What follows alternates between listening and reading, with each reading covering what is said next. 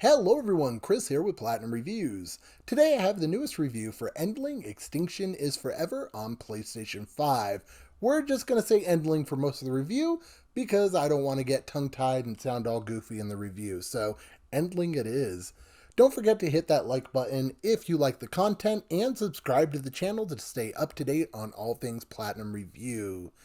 If you have any questions about the game, don't hesitate to comment down below. I'll answer anything you need, whether it's trophy related or just anything about the game. Now, without further ado, I give you the review for Endling Extinction is Forever. With Endling being such a short game, the review is going to be pretty short as well, so we'll try and give you the cliff notes. As far as the gameplay is concerned, you play as a fox, going day after day to get food for your pups to keep them alive. One of your pups is taken pretty early in the game, and you're tasked with trying to find clues to track down your missing pup, all the while bringing your pups with you to keep them well fed and keep them from dying. And there's a lot of things that can kill them. Due to humans being humans, the forests are destroyed, buildings are all over the place, animals and humans alike are trying to hunt you and your pups. Food is scarce and hard to find. It's really hard to keep everything alive and to keep your pups healthy. And that's where the game gets difficult. Endling does a great job at telling this visual story through the gameplay. As you're searching for your pup, you uncover these mysteries surrounding the hunter. And I can't really go too deep into it without spoiling anything, but it's a beautiful story that really makes you feel for these animals. I found it hard at times to play this with my kids because I was having to explain to them this is what happens with humans, and this is actually stuff that's going on with animals, that they're becoming extinct because we're killing them off and we're destroying forest, and all this stuff is actually happening because they just could not believe me that, they were like, why is the forest being destroyed? Dad, why are they shooting at the animals? And I'm having to explain to them all this stuff that, actually happens. And they're like, well, Dad, I wouldn't do anything like that. And I'm like, well, yeah, you wouldn't, but, humans. And it's sad to see that this is something that might actually happen in the future. This is what we're turning into. This is what we're going towards if we don't make changes. With you playing as one of the last foxes alive, I know I wouldn't want to see that. And it's just a great game, and it does a great job at showing you the path that we're taking. I think they did a good job with the music as well. The music matches the scenery. It just kind of works with the areas that you're in.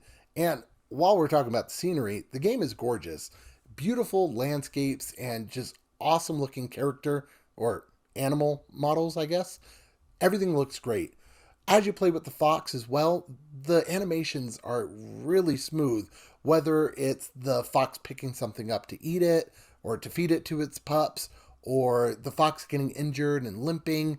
They do a really good job at making you feel like you're playing as a fox, and it's not clunky or anything like that. Now, I'm happy to say I didn't really run into any issues with this game. There was no visualization stutters, no audio miscues, no graphical glitches. The game didn't crash on me.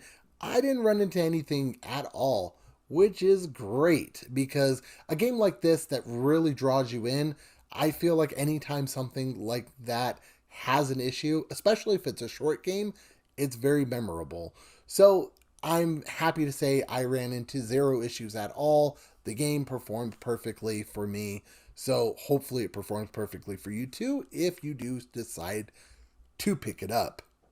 Now, my only real issue with the game is I feel like there's not a lot of replayability. I don't see myself going and playing through this over and over again. I missed a few trophies, and I don't know if I want to go back and get the trophies again. Now, am I glad I experienced this game and I went through and played it? Yes, very much so. Do I recommend you do the same? Yes. But I feel like I don't really care about going back and playing through it again to get the trophies. There's not a lot of differentiating between playthroughs. I feel like if I play through this game again, I'm going to experience the exact same thing I experienced on my first playthrough. Now, with the game only being a few hours long, that's not necessarily a bad thing because it's pretty quick, but I just don't see myself going back through and playing again because there are missable trophies and no chapter select or anything like that. I'm stuck playing through a second time if I want to collect all the trophies. So, might not do that. I do think some cool additions to the game, though, that would really help with replayability is if they added new animals, allowed you to play as different animals to experience this story through their viewpoint, different moves, stuff like that. I feel like that'd be awesome and I'd be completely on board with it. Now, as far as Endling Extinction is Forever is concerned, I would give it a 9.5 out of 10. I think this game is a very, very well done game, a beautiful story, gorgeous, gorgeous art style, and I highly suggest you check it out. Now, if you have any questions about the game, let me know down below. Don't forget to hit that like button and subscribe to the channel. It means the world for me. That is it for me, though. Thank you so much for watching the review of Endling Extinction is Forever.